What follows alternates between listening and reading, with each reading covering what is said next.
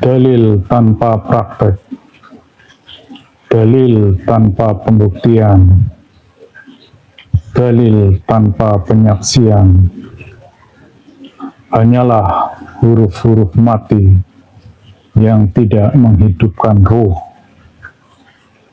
seperti rumus fisika yang tidak pernah diuji di laboratorium.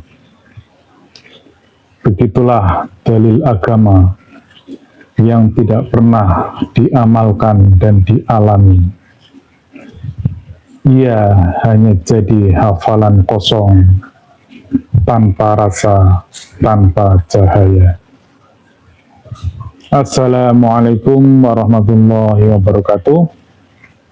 Hadir kembali Mbah Mun Ajat Karimullah yang mengampu sebuah channel tasawuf dalam perspektif ilmiah eksakta. Labirin yang menyatukan berbagai perspektif sains, kesadaran, dan spiritual. Kami adalah penganut tarekat arwah atau tarekat Qadim yang tergabung dalam majelis zikir tarekat Naqsabandiyah Kholidiyah Nusantara, yang tentunya kami fokus pada eksplorasi ruang-ruang ruhani. Adapun tujuan utama kami adalah udkhulu fis-silmi kafah. Berislam itu harus kafah, beragama harus sempurna, yang lahiriah maupun yang ruhaniyah, yang duniawi maupun yang akhirat, yang baharu maupun yang qadim. Bahasan kali ini merupakan upaya kami untuk membongkar dogma dalam agama dari akarnya, sehingga agama hadir dan nyata dalam kehidupan kita, bukan sekedar slogan, euforia, kata-kata indah, tapi kosong realitasnya.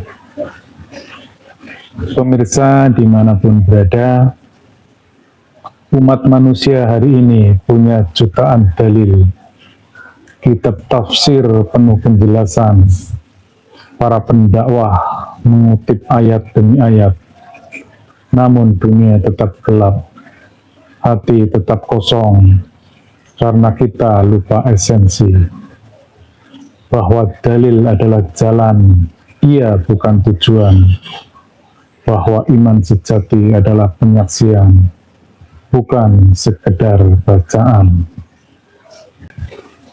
Apa sesungguhnya fungsi dalil dalam agama? Dalil berasal dari kata dalala yang artinya adalah penunjuk arah. Itu penting seperti kompas dalam hutan atau seperti sebuah peta jalan. Namun jika kita berhenti di kompas, kita tidak akan pernah sampai ke tujuan. Sebagaimana Quran surat Az-Zariyat ayat 20 dan 21 yang artinya, dan di bumi itu terdapat tanda-tanda atau dalil bagi orang-orang yang yakin, dan juga pada dirimu sendiri. Maka apakah kamu tidak memperhatikan? Dalil harus digunakan untuk menemukan, mengalami, dan menyaksikan realitas iman. Selanjutnya, dalil dalam perspektif ilmiah adalah sebagaimana sebuah rumus, tapi itu bukan realitas. Dalam ilmu pengetahuan, kita mengenal berbagai rumus yang amat masyhur, sebagaimana yang disampaikan oleh Einstein, yaitu EMC kuadrat. Energi adalah hasil dari massa kali kecepatan cahaya, ataupun hukum Newton tentang gaya yang dimanifestasikan dalam sebuah model F sama dengan M kali A. Gaya adalah massa kali percepatan. Demikian halnya hukum-hukum gravitasi dan lain-lainnya. Tapi semua itu hanyalah sebuah model matematis, bukan realitas itu sendiri.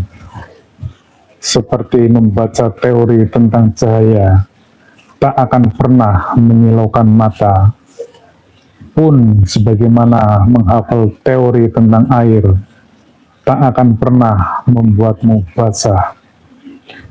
Begitu juga dengan agama, dalil adalah rumus spiritual, tapi tanpa amal, tanpa praktek, dan tanpa penyaksian rohani, dalil hanyalah simbol kosong.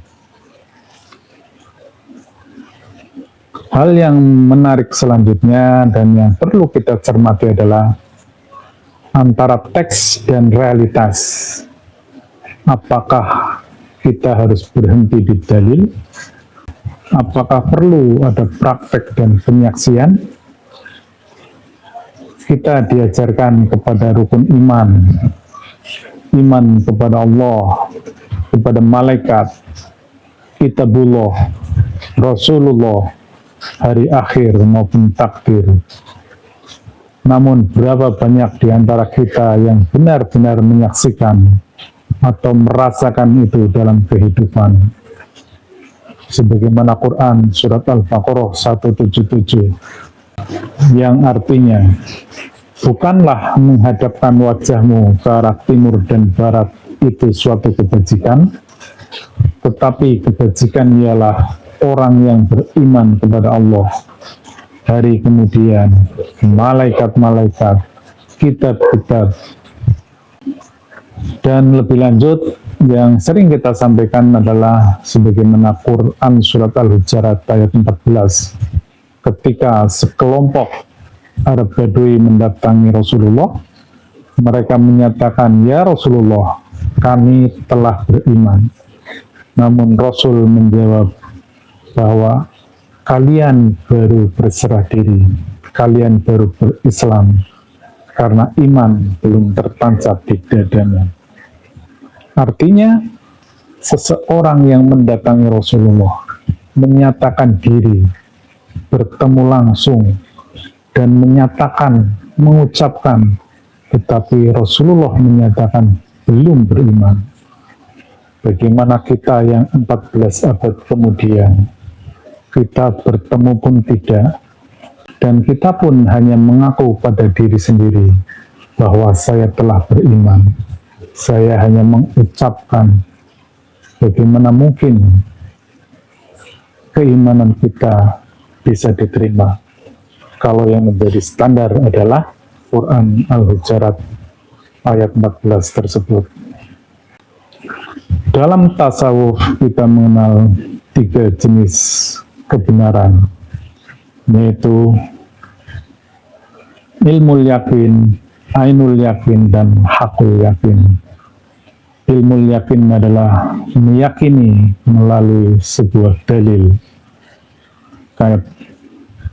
dan ainul yakin meyakini melalui penyaksian, atau yang dalam ilmu pengetahuan dikenal dengan kebenaran empiris. Dan hakul yakin meyakini karena bersatu dengan realitas itu sendiri, atau secara sederhana, hakul yakin adalah peristiwa empiris di alam qadim. Pemirsa dimanapun berada, dalam tasawuf ilmiah eksakta, dalil dipahami sebagai petunjuk menuju frekuensi spiritual. Oleh karenanya, untuk mempersambungkan diri kita kepada Allah Subhanahu wa Ta'ala yang berbeda secara dimensional, maka tidaklah mungkin kita menggunakan hal yang sifatnya mekanis. Ada entitas qadim dalam diri kita, itulah ruh kita.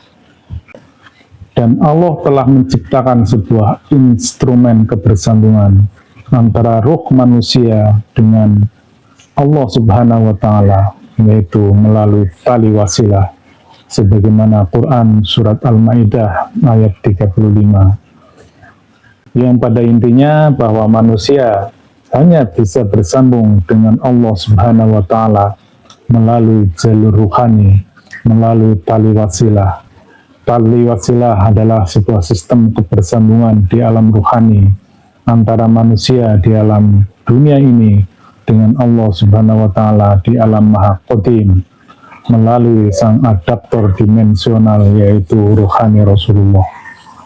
Oleh karena itu, untuk dapat bersambung ke dalam sistem wasilah, maka satu-satunya cara dan satu-satunya jalan hanya melalui aktivasi ruhani.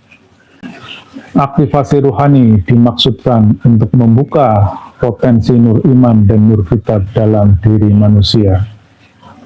Dan kita sebagai manusia biasa, kita sebagai orang yang awam, tidaklah mungkin bisa bersambung, tidaklah mungkin kita mengenali frekuensi ilahiyah.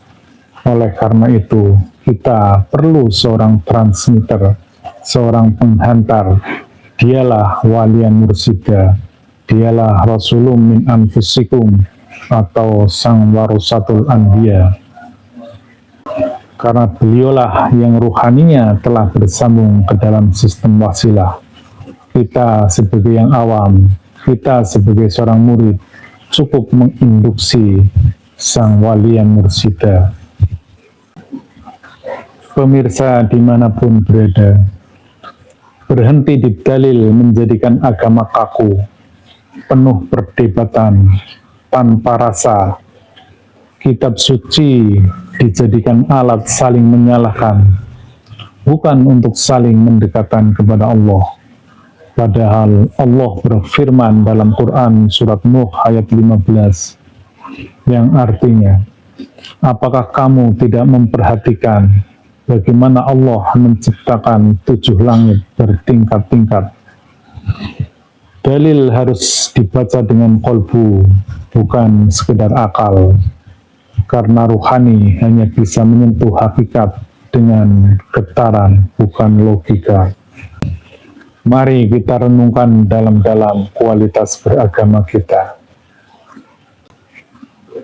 Bersahadat, tapi tidak ada yang disaksikan, bahkan hanya sebatas mengucapkan. Beriman kepada Rasulullah, tapi menganggap Rasul telah mati. Logika apa yang dibangun mengimani sesuatu yang tidak ada? Iman kepada akhirat, tapi menganggap akhirat itu nanti. Bagaimana bukan distorsi mengimani sesuatu yang belum ada? Ini masalah besar. Mari kita ubah cara pandang kita. Jangan berhenti di dalil. Jangan menjadikan dalil sebagai berhala intelektual. Gunakan dalil untuk menempuh jalan, lalu tempuh jalannya dengan aktivasi ruh, zikir kolbu, suluk, dan lain sebagainya.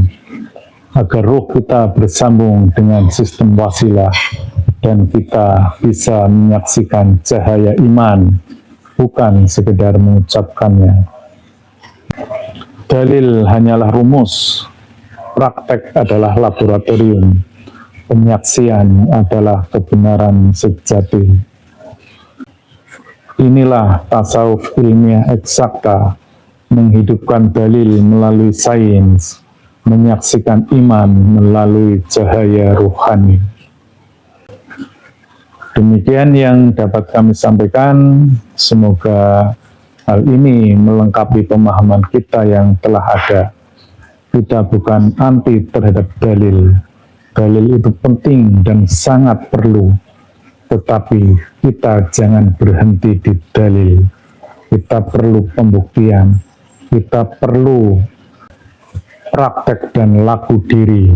Sehingga seluruh dalil-dalil itu dapat kita saksikan, dapat kita alami, bukan hanya sekedar kata-kata. Demikian, mohon maaf sekiranya banyak hal yang kurang berkenan dalam penyampaian kami. Billahi anta maksudi wa ridho kamatlubi. Wassalamualaikum warahmatullahi wabarakatuh.